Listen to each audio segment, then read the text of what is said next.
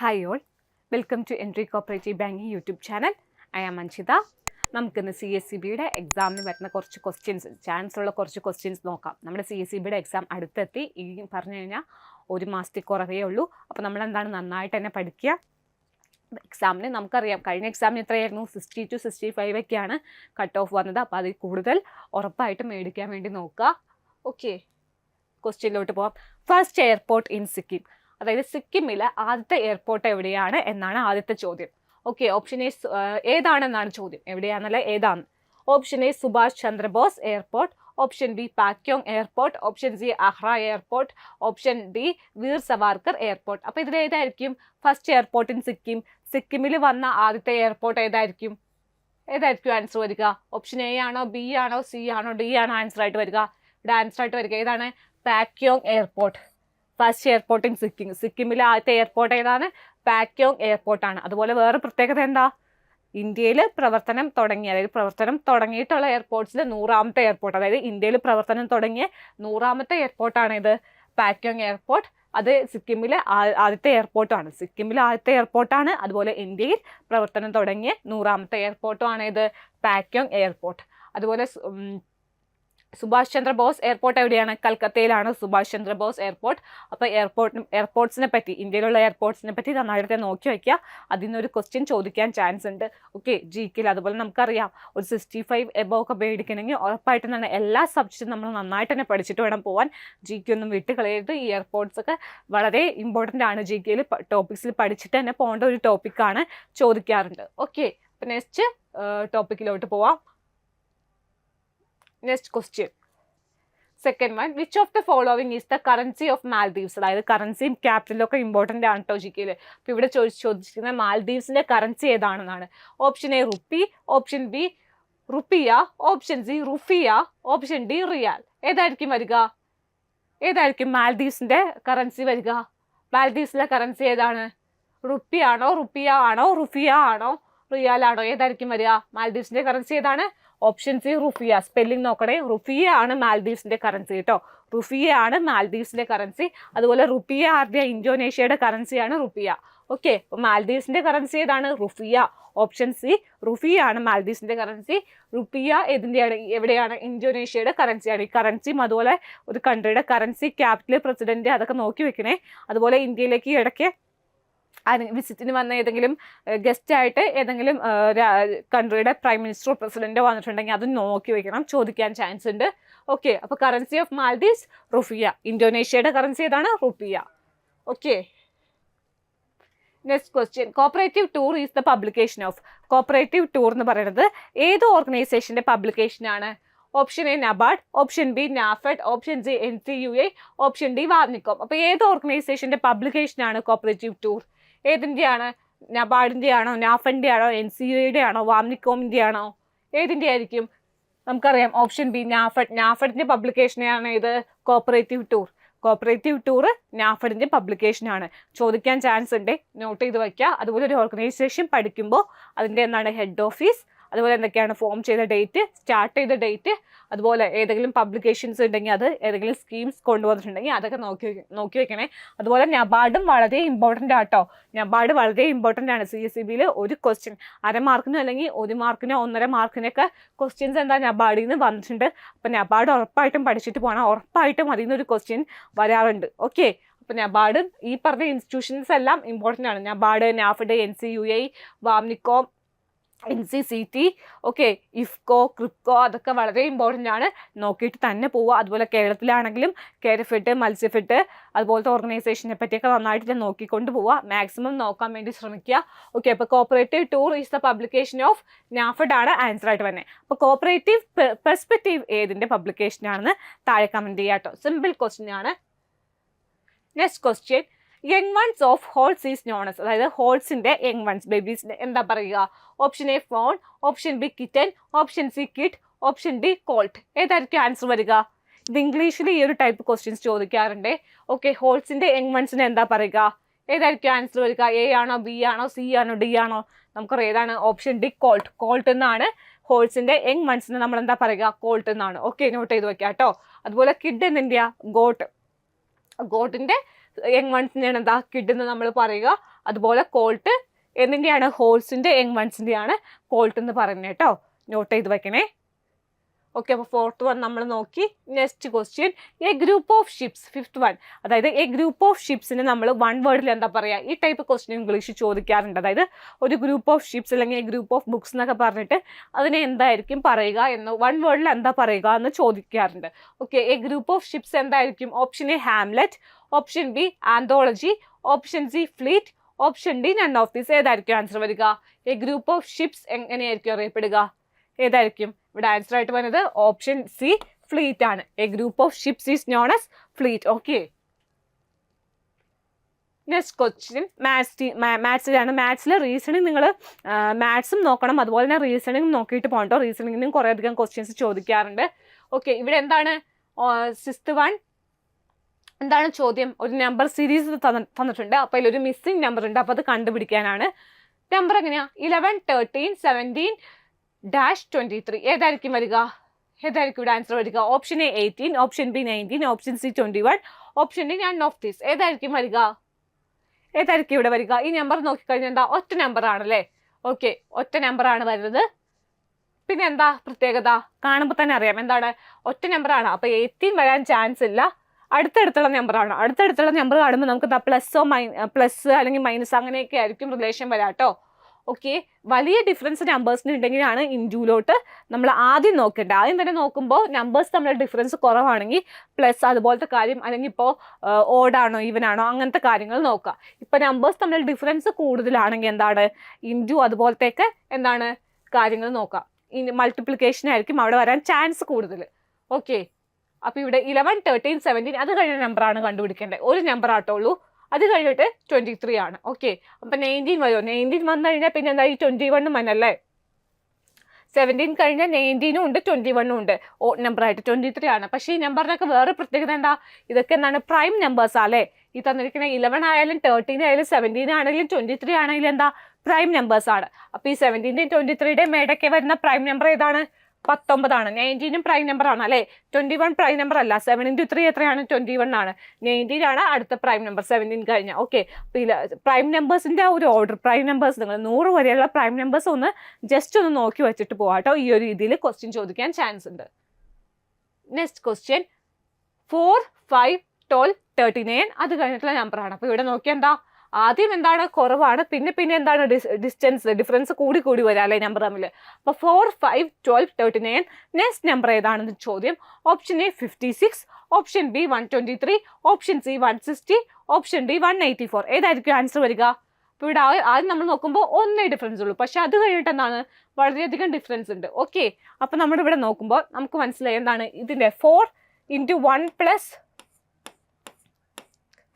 1 എന്താ? 5 ആണ് വരുന്നത് അല്ലേ. 4 × 1 4. അത് കഴിഞ്ഞ് ബോട്ട് മാസ് തിയറി അനുസരിച്ച് എന്താണ്? നമ്മൾ ബ്രാക്കറ്റ്, അത് കഴിഞ്ഞ് ഡിവിഷൻ, അത് കഴിഞ്ഞ് മൾട്ടിപ്ലിക്കേഷൻ, അത് കഴിഞ്ഞ് എന്താണ്? Addition, subtraction. അങ്ങനെ ആയിട്ട് ബോട്ട് മാസ് തിയറി നോക്കി വെക്കണേ. ഓക്കെ, 4 × 1 + 1 എത്രയാണ്?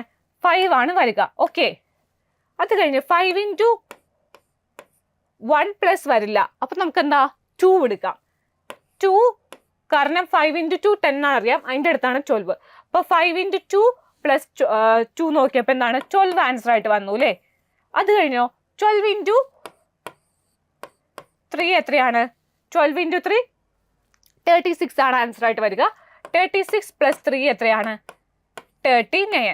ഓക്കെ, അപ്പോൾ നമുക്ക് മനസ്സിലായി ഈ ഒരു സീരീസിലാണ്, ഈ ഒരു രീതിയിലാണ് പോണത്. ഇത്രയും കറക്റ്റാണ്. അപ്പോൾ നെക്സ്റ്റ് നമ്മൾ എന്ത് ചെയ്യണം? 39 × 4 + 4 ചെയ്യണം. ഓക്കെ, 39 × 4 + 4 എത്രയായിരിക്കും വരിക? 39 × 4 എത്രയാണ്? 39 × 4 എത്രയായിരിക്കും? 156 ആണ് വരിക. 156 + 4 160 ആണ് വരിക. അപ്പോൾ ഇവിടെ 160 ആണ് ആൻസർ ആയിട്ട് വരുന്നത് കേട്ടോ. അപ്പോൾ 4, 5, 12, 39 160. അതായത് ×1 + 1 നെക്സ്റ്റ് ×2 + 2 നെക്സ്റ്റ് ×3 + 3 നെക്സ്റ്റ് ×4 + 4 അങ്ങനെയാണ് അവർ സീരീസ് പോണേ. അപ്പോൾ 160 ആണ്. ഓപ്ഷൻ സി ആണ് ഇവിടെ ആൻസർ ആയിട്ട് വരിക. അപ്പോൾ ഈ ഒരു ക്വസ്റ്റ്യൻ, ഈ ഒരു രീതിയിലുള്ള നമ്പർ സീരീസ് നോക്കിക്കൊണ്ട് പോണേ ക്വസ്റ്റ്യൻ ചോദിക്കാറുണ്ട്. റോങ് നമ്പർ സീരീസ് ഒന്നും അധികം ചോദിക്കാറില്ല.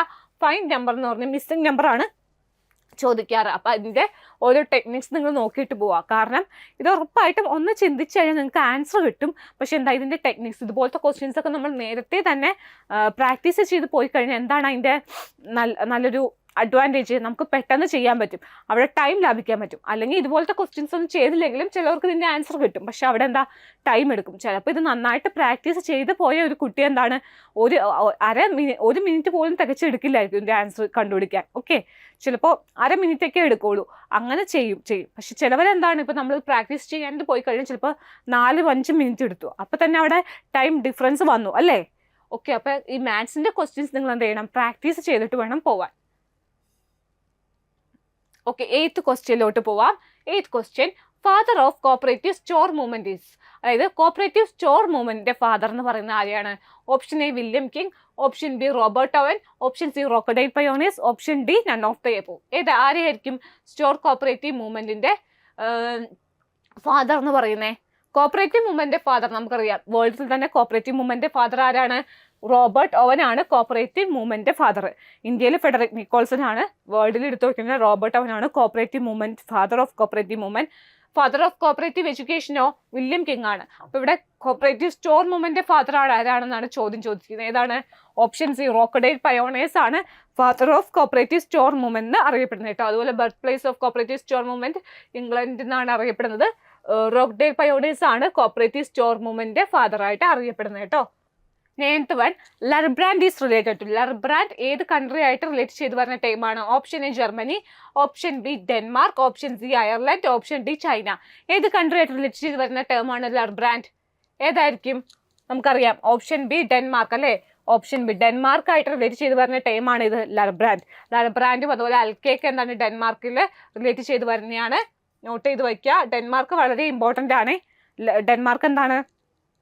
ഹോംലാൻഡ് ഓഫ് അഗ്രികൾച്ചറൽ കോപ്പറേറ്റീവ്സ് എന്നാണ് ഡെൻമാർക്ക് അറിയപ്പെടുന്നത് അല്ലേ.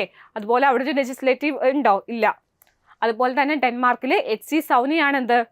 HC സൗനിയാണ് കോപ്പറേറ്റീവ് മൂവ്മെന്റിന്റെ ഫാദർ എന്ന് അറിയപ്പെടുന്നത്. അൽക്ക, ലർബ്രാൻഡ് ഇതൊക്കെ ഡെൻമാർക്കിലായിട്ട് റിലേറ്റ് ചെയ്ത് വരുന്നതാണ്. Okay, next question 10th one, first Indian coffee house in Kerala was opened in. അതായത് കേരളത്തിൽ ആദ്യമായിട്ട് ഇന്ത്യൻ കോഫി ഹൗസ് എവിടെയാണ് തുടങ്ങിയത്? Option A Kottayam, option B Thrissur, option C Ernakulam, option D Kozhikode. എവിടെയായിരിക്കും ഇന്ത്യൻ കോഫി ഹൗസ് ആദ്യമായിട്ട് കേരളത്തിൽ ഓപ്പൺ ചെയ്തത്? എവിടെയാണ്? ഓപ്ഷൻ ബി തൃശ്ശൂരാട്ടോ. തൃശ്ശൂരാണ് ആദ്യമായിട്ട് കേരളത്തിൽ ഇന്ത്യൻ കോഫി ഹൗസ് ഓപ്പൺ ചെയ്തേട്ടോ. നോക്കി വെക്കുക. Next question, founder of institute of rural management Anand. Institute of rural management ആനന്ദിന്റെ ഫൗണ്ടർ ആരാണ്? Option A Jawaharlal Nehru, option B Indira Gandhi, option C doctor Varghese Kurien, option D none of the above. ഏതാണ് answer ആയിട്ട് വരിക? Founder ആരാണ്? Doctor Varghese കുര്യനാണ് founder. Doctor Varghese കുര്യനെ പറ്റി നന്നായിട്ട് നോക്കിയിട്ട് തന്നെ പോവാ.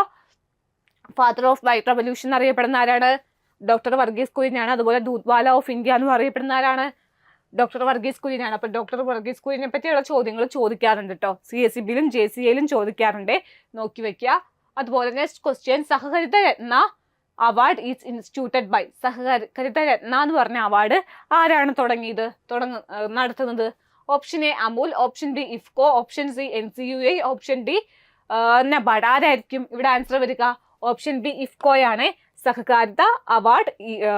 സഹകാരിത രത്ന അല്ലെങ്കിൽ സഹകരിത ബന്ധു രണ്ടും എന്താ? 2 അവാർഡ്സും കൊടുക്കുന്ന ആരാണ്? ഇഫ്കോയാണ്. നോട്ട് ചെയ്ത് വയ്ക്കണം. ഓക്കെ, ഇഫ്കോനെ പറ്റി നമ്മൾ ഒരു ക്ലാസ് തന്നെ എടുത്തിട്ടുണ്ട്, അത് കേൾക്കാത്തവർ വേഗം പോയി തന്നെ കേൾക്കുക. അതിൽ ഇഫ്കോയുടെ പ്രൊഡക്ഷൻ യൂണിറ്റ്സിനെ പറ്റിയും അതുപോലെ കൊണ്ടുവന്ന സ്കീംസിനെ പറ്റിയൊക്കെ ഡീറ്റെയിൽ ആയിട്ട് JCA-യിൽ വരാൻ സാധിക്കുന്ന ക്വസ്റ്റ്യൻസിൻ്റെ കുറേ അധികം ക്വസ്റ്റ്യൻസ് നമ്മൾ ഡിസ്കസ് ചെയ്തിട്ടുണ്ട്. അതിൻ്റെ താഴെയും എന്താണ് നമ്മൾ ക്വസ്റ്റ്യൻസ് ആയിട്ട് തന്നിട്ടുണ്ട്. അപ്പോൾ അത് കാണാത്തവർ വേഗം പോയി ഡൗൺലോഡ് ചെയ്ത് നോക്കുക. അതുപോലെ ഇഫ്കോയുടെ ക്ലാസ്സും കേട്ട് പഠിക്കുക കേട്ടോ. ഇഫ്കോ വളരെ ഇമ്പോർട്ടൻ്റ് ആയ ഓർഗനൈസേഷനാണ്, ചോദിക്കാറുണ്ട്. ഓക്കെ, അതിൻ്റെ പ്രൊഡക്ഷൻ യൂണിറ്റ്സും നോക്കി വയ്ക്കുക. കൊണ്ടുവന്ന സ്കീംസും പ്രോഗ്രാംസ് ഒക്കെ നോക്കണം, ഇമ്പോർട്ടൻ്റ് ആണ്. അപ്പോൾ സഹകരിത രത്നയും അതുപോലെ സഹകരിത ബന്ധുവും അവാർഡ്സ് ആരാണ് ഇൻസ്റ്റിറ്റ്യൂട്ട് ചെയ്തത്? ഇഫ്കോയാണ് ഇൻസ്റ്റിറ്റ്യൂട്ട് ചെയ്തത് കേട്ടോ. Next question 13th one, dash shall appoint as many officer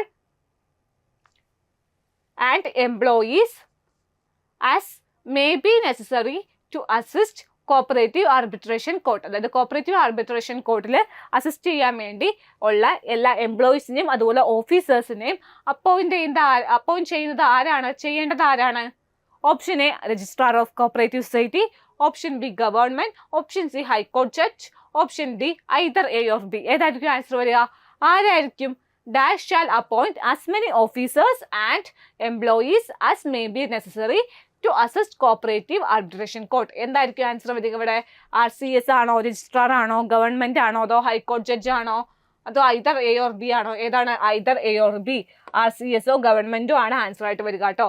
RCS or government shall appoint as many officers and employees as may be necessary to assist cooperative arbitration court ആണ് answer ആയിട്ട് വരുന്നത്. Next question, 14th one. An ex officio member on the committee of society shall have one vote but not have the right to vote for. അതായത് ex officio മെമ്പർക്ക് സൊസൈറ്റിയിലെ കമ്മിറ്റിയുള്ള ex officio മെമ്പർക്ക് എവിടെയാണ് vote ചെയ്യാനുള്ള right ഇല്ലാത്തത്? Option A election of office bearers, option B removal of office bearers, option C both A and B, option D none of this. ഏതായിരിക്കും answer വരിക അവിടെ? ഏതായിരിക്കും? An ex officio member on the committee of the society shall not have the right to vote for ഏതാണ്? both A and B, election and removal of office bearers. Office ബിയറേഴ്സിന്റെ ഇലക്ഷനും റിമൂവലും ചെയ്യാനായിട്ട് election and റിമൂവലിന് ആർക്ക് vote ചെയ്യാനുള്ള right ഇല്ല? Ex officio മെമ്പറിന് വോട്ട് ചെയ്യാനുള്ള റൈറ്റ് ഇല്ല. Next question, 15th one. Bankers lien is always a. ഇത് പല പ്രാവശ്യം ചോദിച്ചേക്കാണ് ക്വസ്റ്റ്യൻ ആണ്, സിമ്പിളും ആണ്, പക്ഷെ പലതും തെറ്റിക്കാറുണ്ട്. Bankers lien is always a എന്താണ്? Option A general lien, option B implied pledge, option C both A and B, option D none of this. ഏതായിരിക്കും ആൻസർ വരിക? ബോത്ത് എ ആൻഡ് ബി ആണ് ആൻസർ വരിക. ജനറൽ ലീനും ആണ്, implied പ്ലഡ്ജും ആണല്ലേ. അപ്പോൾ ചിലപ്പോൾ ഇങ്ങനെയായിരിക്കും, bankers lien is always a general lien and എന്ന് പറഞ്ഞ ഡാഷ് ആയിട്ട് കൊടുത്തേക്കായിരിക്കും. അപ്പോൾ അവിടെ ആൻസർ എന്താ? ഇംപ്ലൈഡ് പ്ലഡ്ജ് ആയിരിക്കും വരിക. Okay, bankers lien is always a general lien and implied pledge. Next question, in case of 16th one. In case of pledge delivery will B. അതായത് പ്ലഡ്ജിന്റെ കേസിൽ, പ്ലഡ്ജ് എന്ന് പറഞ്ഞാൽ നമുക്കറിയാം എന്താണ്, അതായത് കുറച്ച് എമൗണ്ട് ഒരാൾ മറ്റൊരാൾക്ക് എന്താ കൊടുത്തു കഴിഞ്ഞാൽ അത് തിരിച്ച് കിട്ടുന്നവരെ എന്താണ്, അവരുടെ ഏതെങ്കിലും പ്രോപ്പർട്ടി റീറ്റെയിൻ ചെയ്യാനുള്ള അവകാശം ഉണ്ടാവും.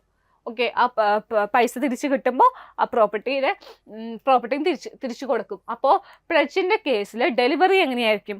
അതായത് പൈസ കൊടുക്കുമ്പോൾ പൈസ മേടിക്കുന്ന ആൾ ഏതെങ്കിലും ഒരു പ്രോപ്പർട്ടി മറ്റൊരാൾക്ക് കൊടുക്കൂലോ റിട്ടേൺ ചെയ്യാനായിട്ട്. അപ്പോൾ അതെങ്ങനെയായിരിക്കും കൊടുക്കുക? ഓപ്ഷൻ എ ആക്ച്വൽ ആയിട്ട് കൊടുക്കും, option B symbolic, option C either A or B, option D none of the above. ഏതായിരിക്കും ആൻസർ വരിക? ആക്ച്വൽ എന്ന് പറഞ്ഞാൽ ആ പ്രോപ്പർട്ടി അങ്ങനെ തന്നെ കൊടുക്കുക. സിംബോളിക് എന്ന് പറഞ്ഞാൽ എങ്ങനെയായിരിക്കും? അതായത് ഇപ്പോൾ ഗുഡ്സ് ഒക്കെയാണ് കൊടുക്കുന്നതെങ്കിൽ, ഓക്കെ, അപ്പോൾ ആ ഗുഡ്സ് ഒരു റൂമിലാണ് വച്ചിരിക്കുന്നതെങ്കിൽ ചിലപ്പോൾ അതിൻ്റെ കീ ആയിരിക്കും, ആ റൂമിൻ്റെ ആ ഒരു ഗോഡൗൺ ഒക്കെ ആണെങ്കിൽ അതിൻ്റെ കീ കൊടുക്കുക, താക്കോല് കൊടുക്കും, അങ്ങനെയൊക്കെയാണ്. അപ്പോൾ actual, symbolic, either A or B, none of this. ഏതായിരിക്കും വരിക? In case of pledge delivery will be either A or B, ആക്ച്വലോ അല്ലെങ്കിൽ സിംബോളിക്കോ ആയിരിക്കും. Next question, 17th one. Which of the following bank was nationalised in 1980?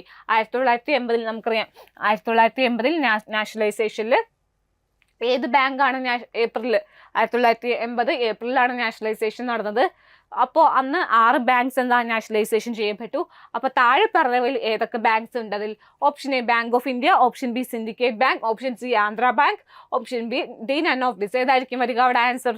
നമുക്കറിയാം 6 ബാങ്കുകൾ 1980 April എന്താണ് nationalisation ചെയ്യപ്പെട്ടു. ഇതിൽ പറഞ്ഞിരിക്കുന്ന ഏത് ബാങ്കാണ് 1980 നാഷണലൈസേഷൻ ചെയ്യപ്പെട്ടത്? ആന്ധ്ര ബാങ്ക് ആട്ടോ. ആന്ധ്ര ബാങ്കാണ് 1980 നാഷണലൈസേഷൻ ചെയ്യപ്പെട്ടത്.